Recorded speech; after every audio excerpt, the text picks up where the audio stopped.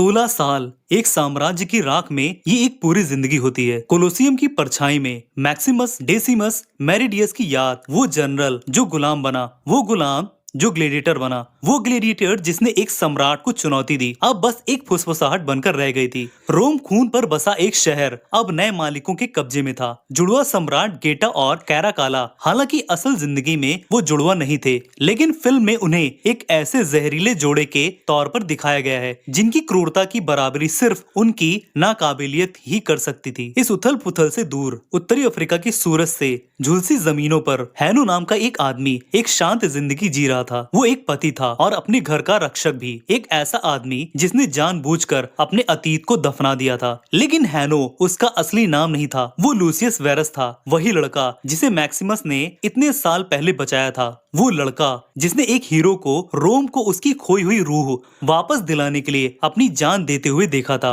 अब उसकी वो शांत जिंदगी जलकर राख होने वाली थी और उसे खींचकर उसी जगह वापस ले जाने वाली थी जहां से वो भागा था। इस बार एक राजकुमार के तौर पर नहीं, बल्कि एक गुलाम के तौर पर। ये उसकी कहानी है। इससे पहले कि ये योद्धा हैनो बनता, वो लूसियस वेरस था, एक ऐसा बच्चा जिसका जन्म रोमन सत्ता के बिल्कुल केंद्र में हुआ था। लुसिला के बेटे के तौर पर वो महान दार्शनिक सम्राट मार्कस ऑरेलियस का पोता था। वो कोमोडस का भतीजा भी था, वो दुष्ट सम्राट जिसने रोम को लगभग घुटनों पर ला दिया था। पहली फिल्म में लूसियस बस एक मासूम बच्चा था जो मैक्सिमस के सम्मान और ताकत को अपना आदर्श मानता था। मैक्सिमस उसे अपने ही उलझे हुए परिवार के किसी भी सदस्य से ज्यादा पिता जैसा लगता था। मैक्सिमस का आखिरी काम अखाड़े में कोमोडस को मारकर खुद मर जाना था। सिर्फ राजनीति नहीं थी ये एक ऐसा सबक था जो युवा लूसियस की आत्मा में हमेशा के लिए बस गया। उसने देखा कि एक अकेला आदमी जो सम्मान से प्रेरित हो एक पूरे साम्राज्य को चुनौती दे सकता है, लेकिन किसी जालिम को मार देने से शांति की गारंटी नहीं मिल जाती।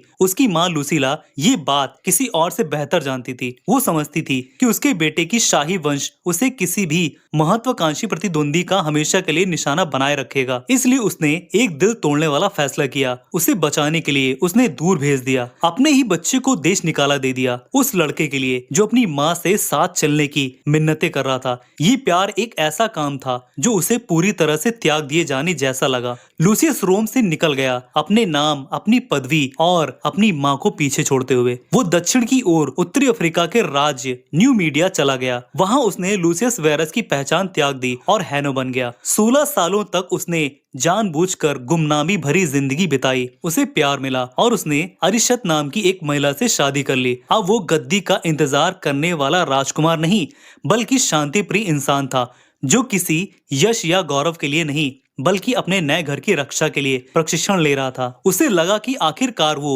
अपने भाग्य से बच निकला है, लेकिन असल में वो बस इस बात का इंतजार कर रहा था कि उसका भाग्य खुद उसे ढूंढ ले। रोम में वो जानवर भूखा था। भाई गेटा और कैराकाला के संयुक्त शासन में साम्राज्य की जीत भूख कभी न मिटने वाली थी। उनकी महत्वाकांक्षा ने उन्हें दुनिया के सबसे दूर दराज के कोनों में सेनाएं भेजने के लिए प्रेरित किया और उनकी नजर नुमिडिया के स्वतंत्र राज्य पर पड़ी। इस हमले की अगुवाई जनरल अकासियस कर रहे थे, एक जबरदस्त कमांडर जिसका किरदार पेड्रो पास्कन ने निभाया है। अकासियस रोमन युद्ध मशीन का ही एक हिस्सा था, एक ऐसा आदमी जिसने मैक्सिमस के अधीन प्रशिक्षण भी लिया था, लेकिन अब वो ठीक वैसे ही भ्रष्ट नेताओं की सेवा कर रहा था जिनसे लड़ते हुए उसके गुरु ने अपनी जान गंवा दी थी। ये आक्रमण बहुत तेज और क्रूर था। हैनो के रूप में लड़ रहा लूसियस अपने शहर की दीवारों पर खड़ा था और उस जिंदगी की रक्षा कर रहा था जिसे उसने खुद बनाया था। लेकिन रोमन सेनाएं बिल्कुल भी रहम करने वाली नहीं थी। घेराबंदी की उस अफरा तफरी में उसकी दुनिया बिखर गई। एक रोमन तीरंदाज का तीर उसकी पत्नी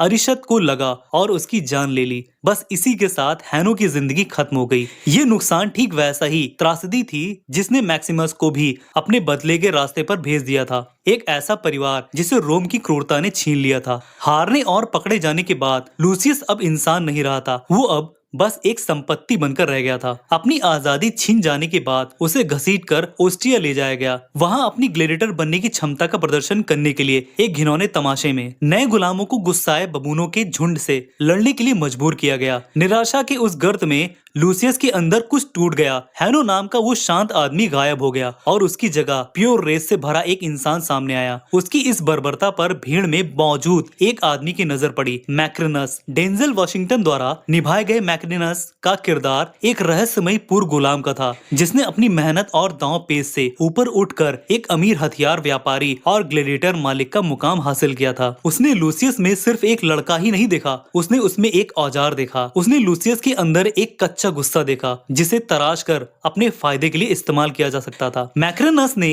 लूसियस को खरीद लिया और बदले की उसकी प्यास को एक सीधे साधे लेकिन जहरीले वादे से हवा दी। अगर तुम कोलोसियम में काफी अच्छा लड़े तो तुम्हें जनरल अकासियस से भिड़ने का मौका मिलेगा। वही आदमी जिसे लूसियस अपनी पत्नी की मौत का जिम्मेदार मानता था, और इस तरह वो निर्वासित राजकुमार जंजीरों में जकड़ा हुआ साम्राज्य के दिल की ओर अपनी वापसी की यात्रा पर निकल पड़ा। उसके पास रेत पर बहने वाले खून के वादे के सिवा और कुछ नहीं था। कोलोसियम का रास्ता खून से सना हुआ था। मैक्निनस के प्रशिक्षण विज्ञों की कड़ी निगरानी में लूसियस को ग्लेडिएटर स्कूल की निर्मम दुनिया में धकेल दिया गया। जीवित रहना ही हर दिन की लड़ाई थी, लेकिन लूसियस के अंदर एक ऐसी आग थी जो उसे दूसरों से अलग करती थी। मैक्निनस ने उसके दुख को क्रोध में बदलते देखा और उसे हवा देने में उसे कोई कसर नहीं छोड़ी। उसने उससे कहा, क्रोध ही तुम्हारा वरदान है। अखाड़े में लूसियस का कौशल निर्विवाद था। वो इतनी क्रूरता और कुशलता से लड़ता था कि खून के प्यासे दर्शकों के बीच वो जल्द ही एक सितारा बन गया। एक जरूरी मुकाबले में एक चैंपियन और उसके काले गेंडे के खिलाफ लूसियस ने जानबूझकर मैक्सिमस की युद्ध शैली की नकल की, जिसका नाम आज भी शहर में सम्मान से लिया जाता है।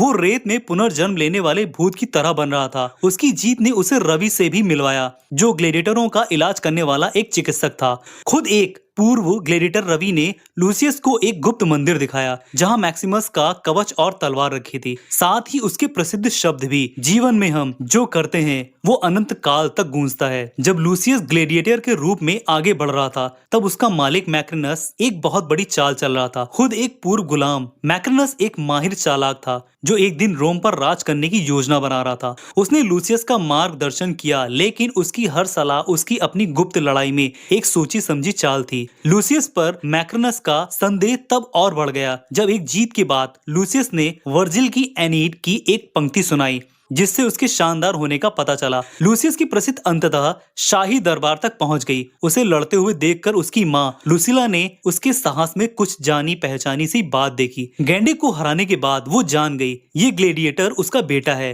वो उससे उसकी कोठरी में मिलने गई, लेकिन ये मिलन दुखद नहीं था। लूसियस, जो अब खुद को हन्नो कहता था, उसने गुस्से में आकर उस पर उसे छोड़ने का आरोप लगाया और कहा, जिस लड़के को उसने दूर भेजा था वो मर चुका है। उसे बदले की भावना से परे जीने का एक कारण देने के लिए बेताब लुसिला ने उसे एक ऐसी सच्चाई बताई जो वो कभी नहीं जानता था। उसका असली पिता राजघराने से नहीं था, वो वही नायक था जिसे लूसियस बचपन से अपना आदर्श मानता था, मैक्सिमम डेसिमस मेरिडियम। इससे सब कुछ बदल गया। लूसियस केवल एक सम्राट का पोता ही नहीं था, वो रोम के सबसे महान योद्धा का पुत्र था। उसकी लड़ाई अब केवल निजी बदले के लिए नहीं, ये उसके पिता के सपने के लिए थी। जब लूसियस इस खुलासे से जूझ रहा था, तो सत्ता के गलियारों में एक खतरनाक साजिश पनप रही थी। रोम गेटा और कैराकाला के मनमौजी शासन के तले घुट रहा था, जिनकी आपसी निर्भरता वाली तानाशाही दिन ब दिन और ज्यादा अस्थिर होती जा रही थी। इसने उन लोगों के लिए एक मौका पैदा कर दिया जो गणतंत्र को फिर से बहाल करना चाहते थे। उसकी माँ लुसिला, जिसकी शादी अब जनरल अकासियस से हो चुकी थी, सम्राटों को गद्दी से हटाने की साजिश के केंद्र में थी। सीनेटर ग्रेकस, जो पहली फिल्म का एक जाना पहचाना किरदार है, और थ्रोक्स नाम के एक और सीनेटर के साथ मिलकर उन्होंने तख्ता पलट की योजना बनाई। उन्होंने सम्मानित जनरल अकासियस और उनकी वफादार सेना को इन दोनों संगी भाइयों को गद्दारी से हटाने की कुंजी के तौर पर देखा। अकासियस भी अपनी तरफ से कभी न खत्म होने वाले युद्धों से तंग आ चुका था और लुसिला और एक बेहतर रोम के सपने के प्रति वफादार था। लेकिन साजिश रचने वाले सिर्फ वो ही नहीं थे। मैक्निनस को, जिसके जासूस हर जगह मौजूद थे, इस योजना के बारे में पता चल गया था। अपने खुद के उत्थान की राह तेज करने का मौका देखकर वो सीधे सम्राटों के पास चला गया। उसने बड़ी चालाकी से हमेशा शक करने वाले कैराकाला को अपने जाल में फंसाया और उसे अपने ही भाई गेटा की हत्या करने के लिए राजी कर लिया। गेटा का सिर कलम करवाकर मैक्निनस ने उसका सिर सीनेट के सामने पेश किया और खुद को रोम का दूसरा सबसे शक्तिशाली व्यक्ति साबित कर दिया। अपनी पूरी तरह से पागलपन की निशानी के तौर पर कैराकाला ने अपने पालतू बंदर को अपना नया काउंसिल नियुक्त कर दिया और आदेशों की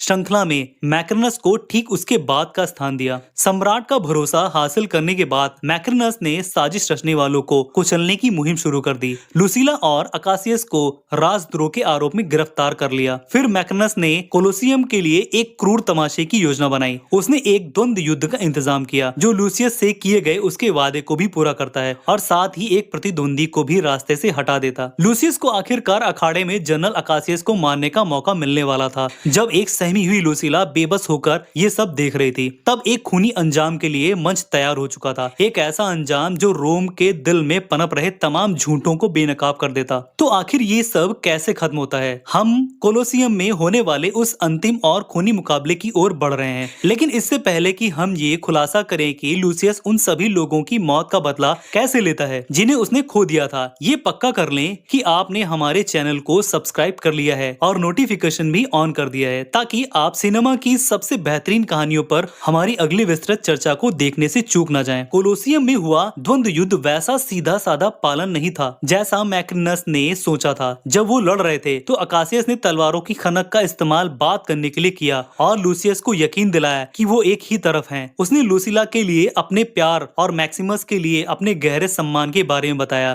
जिससे लूसियस को एहसास हुआ कि उसकी बदले की चाहत गलत आदमी पर केंद्रित थी। असली दुश्मन तो गैलरी से देख रहे थे। जब जानलेवा वार करने का समय आया तो लूसियस ने मना कर दिया। गुस्से में आकर सम्राट ने अपने तीरंदाजों को तीर चलाने का आदेश दिया और अकासियस तीरों की बौछार से घायल होकर गिर पड़ा और एक नायक की तरह वीर गति को प्राप्त हुआ। एक प्रिय सेनापति के इस सार्वजनिक काम ने पूरे शहर में आग लगा दी। दंगे भड़क उठे। इस अफरा तफरी के बीच मैक्रिनस ने अपनी सत्ता की आखिरी चाल चली, ये भांपते हुए कि अनियंत्रित होता जा रहा सम्राट अब एक बोझ बन गया है। उसने चुपके से खुद कैराकाला की हत्या कर दी। फिर उसने अपना ध्यान लूसीला की ओर मोड़ा। जब लूसियस और अब आजाद हो चुके ग्लैडिएटर उसकी रक्षा के लिए अखाड़े में दौड़ पड़े तो मैक्रिनस ने एक तीर चलाया जो लूसीला को लगा और उसकी जान ले ली। पलक झपकते ही उसने सम्राट और महारानी दोनों की हत्या कर दी और इस तरह सिंहासन तक पहुंचने का अपना रास्ता साफ कर लिया था। अब मैक्रिनस अपने वफादार प्रोटोरियन गार्ड से मिलने के लिए शहर से भाग निकला